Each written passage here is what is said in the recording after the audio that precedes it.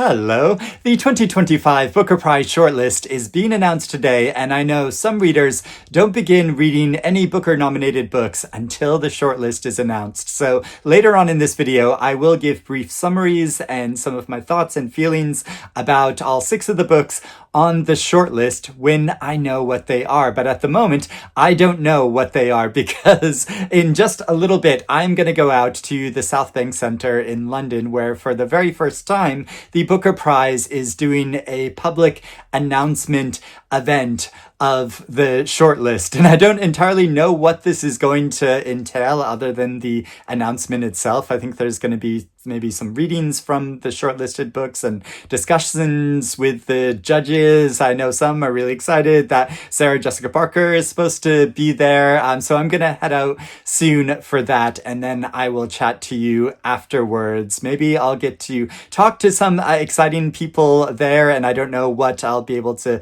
film from the event, but just as a fun way of joining in the celebration, because I know a lot of readers wish they could be there to show you what it's like. Now, for the shortlist itself, these are the 6 books that I'm hoping will be on the shortlist. And last week I made a ranking of every book on the long list because I've now read them all. So these are my hopefuls. I'm especially really hopeful that Seascraper and Flesh and Endling are on the book. I'm still feeling a bit ambivalent about Kiran Desai's novel. I know it's only just coming out now, and so some readers are just starting to read it. But I'd also be very happy to see Love Forms and The Land in Winter and Audition on the list. For the final 4 books, I would be somewhat disappointed if they make the short list, but you never know which way the judges are going to go. So I'm going to head out now, film what I can, and then talk to you again afterwards. Here's me bus.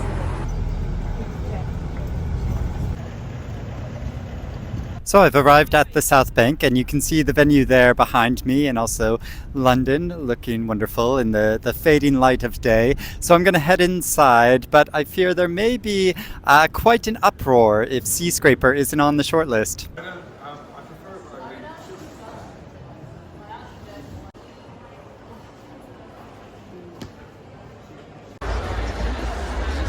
Good evening, everyone. Thank you very much for being here. Both those of you who are in this room and those of you who are joining online. One of my daughters said that she could have read loads more books than 153 in the same period of time, so I've been kept firmly. She's here. I think she's here. She should come up. I think it's been a privilege of a lifetime, and as much of the volume was intimidating, but I think we're the envy of many people, frankly. To have this opportunity has been extraordinary. You've done an amazing job, and you've been an incredible group, and such a pleasure to sit alongside month after month. So thank you. So the shortlist is Flashlight by Sonia.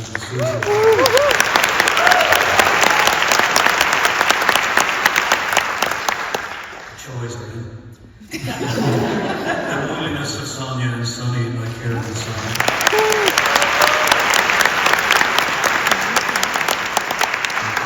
Audition by Kiran.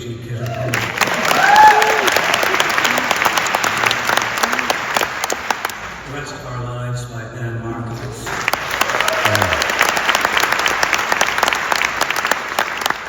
Land in Winter by Endling.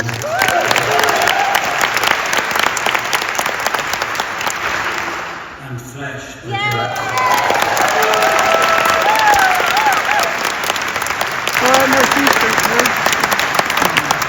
I was asked to ask you to give a round of applause, but that seems a bit silly, seeing your hands are probably bleeding at this stage. It's a real skill to look at how to illuminate language in a way that's new and fresh. I found myself understanding that books that stood out to me, I wasn't going, what is he doing? I was going, what is she up to? Like there was something underneath that they had a vision that this was the only book they could have written, and it was just very clear. Roddy, I remember you saying that this process reminded you of being a school teacher. Is it a bit jerky? What kind of class are this lot? Oh, top.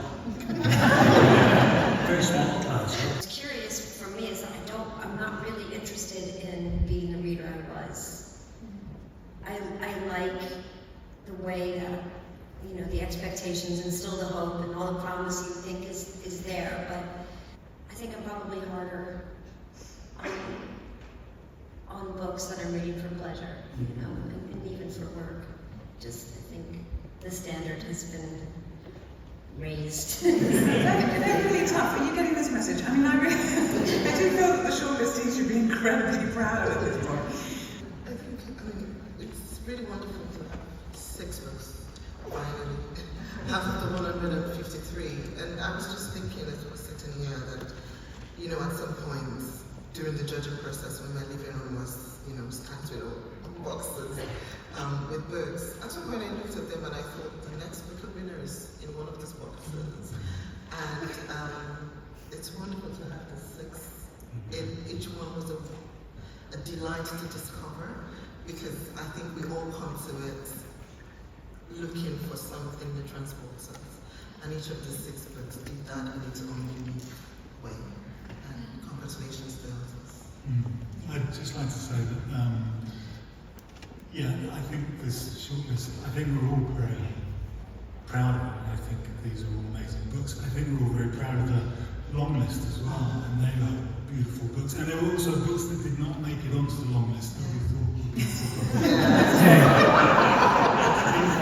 That's the nature of prizes, I guess, where when I was down to there's the winner, and then there's the short list, but then there's the long list, and then there are those that didn't quite make it onto the long list, so I think they all need to be marked. I think it's so beautiful how much we appreciate, as you described, all the detail and the willingness of Sonia and Sunny, and we can look at a book like the rest of our lives and feel the same pull, the same absorption, and that's the kind of writers that we were reading. That one book is 700 pages and deserves all of it, you know. Don't want your time back. And then you're in the Land of Winter, which has just this other kind of cleanliness to it, but atmospheric. The detail, everybody spent time on details in such different ways, and they were all so effective. I think we probably have to end it there. Now, you will no doubt be keen to read these books if you haven't already, and you're in luck, because they will be for sale in the foyer. The whole list of books, the short list of books, and books by the authors on this panel. And I'm back home. That was a really fun event. So interesting to get an insight into what the judging process was like. I felt like we got a lot of details about the practical way of reading so many books over such a relatively short amount of time, and the process of really discussing them and going through them, and the debates that went on between all of the judges. It's really great to see them all on stage like that, and as if it were like a panel discussion, and to get some insights into their passion for these books. I think what came across so much was the judges' passions for all of these books. And so, yes, we have a short list now, and I would say overall, I think this is quite a good list. There are 3 of my top favorites in this group, but also 2 books that I really admired, and I think there's a lot of exciting things here. One that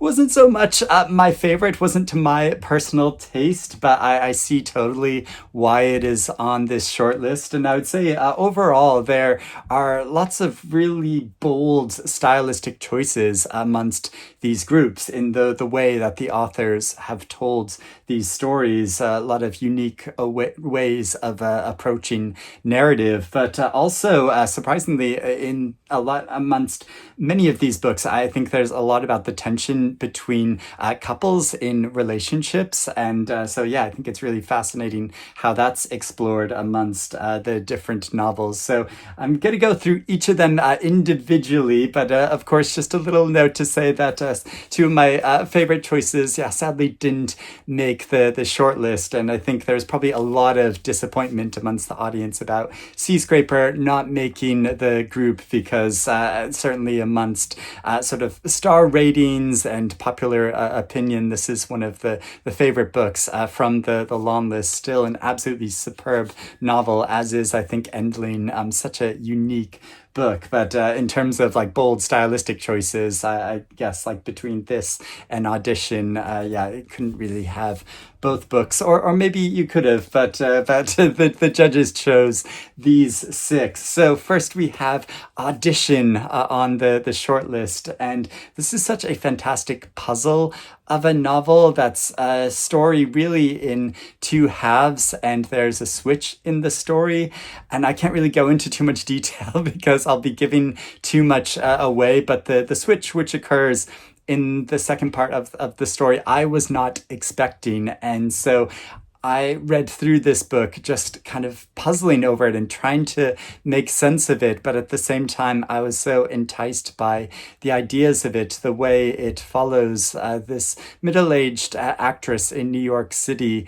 and her shifting relationship with a young man, and how it gets into the relationship between her and her husband, and the tensions that are there, and the tensions she has with this young man in her life, and the question of parenthood and whether to be parents or not. And so there's so much about acting and identity and exploration of it in that way. And you could say that the novel is a kind of an intellectual exercise, and I'm sure some readers just read it as that, but I think there's enough details in the story that emotionally pulls you in, even though I didn't fully believe all of the characters in the story, though I did fully believe the actress at the center of it, and the kind of crisis that she was going through, and the uncertainty she feels in her position, and how she is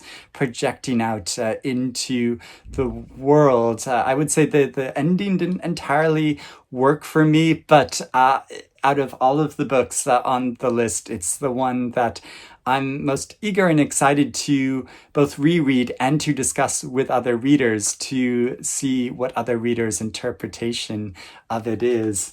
And then we have The Rest of Our Lives by Benjamin Markovits. They didn't choose the right Benjamin for this shortlist, in my opinion. But the Rest of Our Lives, which follows a middle-aged man, books questioning sort of middle age and exploring that in different ways, following a middle-aged man as he is dropping off his youngest child at college.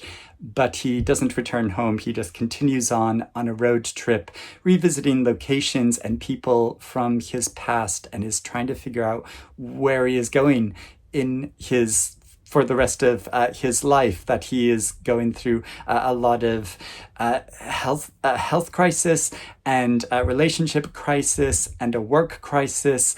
And this is all building up in the background as we follow him through this meandering journey and visiting all these different locations. Now, Kylie Reid, one of the judges and author of the prize, said, if you're into basketball, then this is really a novel for you. I'm not so much into basketball, so that did not make this entirely my cup of tea. And I think partly an issue I had with this book was that I found the central character and the style of the story a bit irritating. And as I was... It made me kind of rush through the book. And so I'm sure there's a lot of details I missed of it. But Kylie Reid also said that a rereading of this novel was so beneficial. And that does make me curious to go back and reread it and take my time with it, and maybe getting over that initial reserve about the book, then maybe I'll appreciate this more. And I know there are lots of other readers that have a great appreciation for this book. And actually, my own husband appreciated this book more than he did Seascraper. So, there's lots of different opinions about these books, and it's part of the fun of following a book prize. And then we have Flesh by David Szalay, which I think is one of the strongest novels on the short list. The real pared down prose of this as it follows a man throughout many different stages of his life. It kind of leapfrogs between different islands of experience throughout his entire life to form this picture of him, but at the same time, he is described and in such pared down detail and emotes so little. He just sort of responds okay to in so many situations that you don't get a lot from him, but there's so much emotion layered underneath him. And I don't quite know how David Szalay does that in this story, but he does. And I absolutely felt his life and what he was going through and the hardships he experienced and the building pressures on him and how he expressed this in different ways, suppressed many different things, and how this leaks out in different violent and abhorrent behavior, but also there is tenderness there in his interactions and relations with other people. And there's I absolutely loved this story, but again, there are other readers I know that were bored stiff by this story, so I think it's going to really divide different readers' opinions. But personally, I feel so passionately about it. And there's the land in winter, and I was so glad to hear that Carrie Bradshaw. It was one of the first books she said that she got as a Booker judge, and one of the first she read way back in December before Christmas. She got it, and so I think reading it over the winter time, there is a special pleasure in that. But of course, it could be read at any time of the year, and it covers a period of a great freeze that occurred in England in the 60s, and following two couples that live next to each other in a rural part of England, and following their experiences over the winter time and the tensions in their relationships and their interactions with each other. And there is a fantastic party scene in this novel that I just loved reading. That's a kind of disastrous party scene, but is so fun to read about. But also this novel goes in some unexpected places that I wasn't anticipating. And I found that so fascinating about this story. And it is so atmospheric and lush, and the prose are so precise in this story that I think it's a joy to read. And it's a great literary novel, as well as a story that completely enveloped me in the history of its time period and the way it shows the continuing after effects of World War II, and how that resonates in the characters' lives, I think is so powerful, and is a book that I do want to revisit as well, because I read it last winter so long ago that I want to re-experience the richness of detail of the characters in this story. And there is a Flashlight, another favorite book on the list for me, which is Roddy Doyle, or was it Roddy Doyle, or one of the other, or was it Chris Power, one of the other judges, said of this book that it manages to be so many different things at once, that it's kind of a political caper thriller, but also a family story, and it's a coming of age story, and it manages to be a number of different things at the same time, while covering large expanses of time and many different characters' lives in the central family in this story. And there's a mystery at the center of the story of a father's disappearance and what happened to him, and where it goes with that was really took my breath away, and opened me up to a whole period of history and aspects of experience that I wasn't prepared for. But also following a girl's coming of age story as she travels to Europe for the first time, and I felt that whole European journey was so vivid and really tense all the way through, and feeling the conflict of her experience, wanting to be independent and free, but then also being trapped out on her own and kind of adrift in the world and so vulnerable. And and there are some really great peripheral characters in this story, as well as the central femme really at the heart of it. Such a great book. And then we have the great big whopper on the shortlist of The Loneliness of Sonia and Sunny by Kiran Desai, a big epic novel, and useful for the publisher that they have just, it is only just coming out now, both in the UK and the US. So I know a lot of people are racing to finally get this book and read it. And it is quite an epic of an experience, following the two branches of the central characters, family branches in the two central characters in this story of Sonia and Sunny. And so it's a real family epic, but it is also very centers so much on these two characters and the dilemma of their experience, how there are some parallels in their experience of being Indian born and raised, and but living in America and experiencing a lot of conflicts and difficulties being expats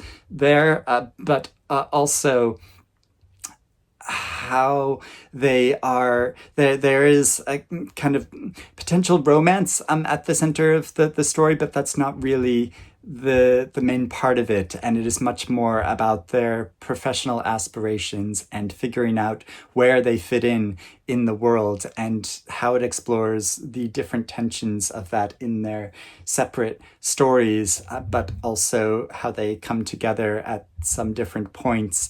It is really fascinating. And again, there's so many peripheral characters in this story that I think are really fascinating.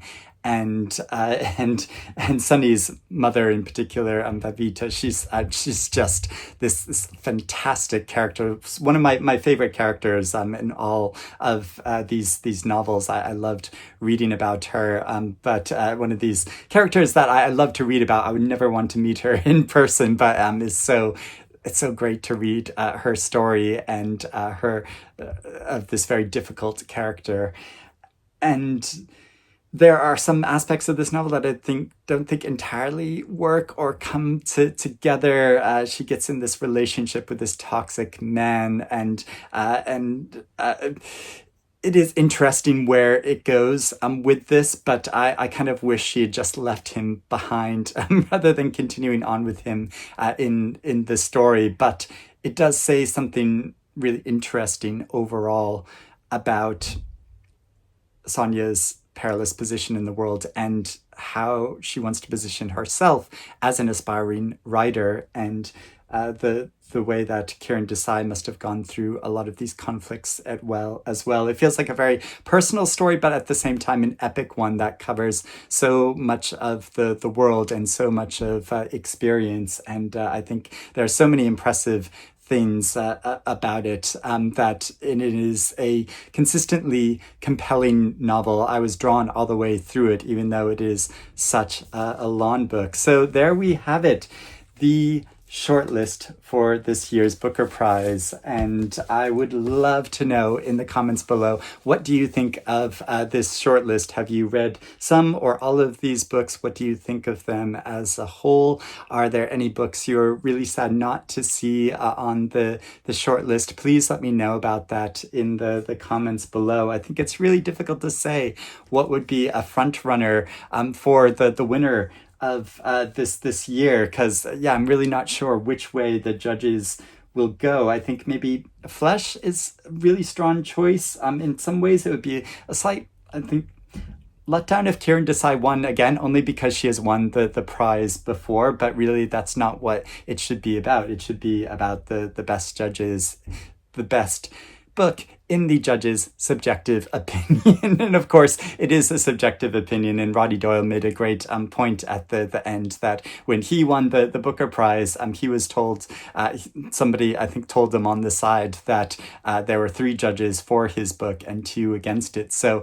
it was probably a very close race, and I'm sure the judges could go many different ways. And it'll be interesting to see how they debate and decide which book wins. But we will see. And now for, I have some rereading to do, and I'm sure other readers will be experiencing these books for the very first time, and there's a lot more discussion and debate about these books to be had. But thank you for watching me discuss these books and the shortlist and the prize so far.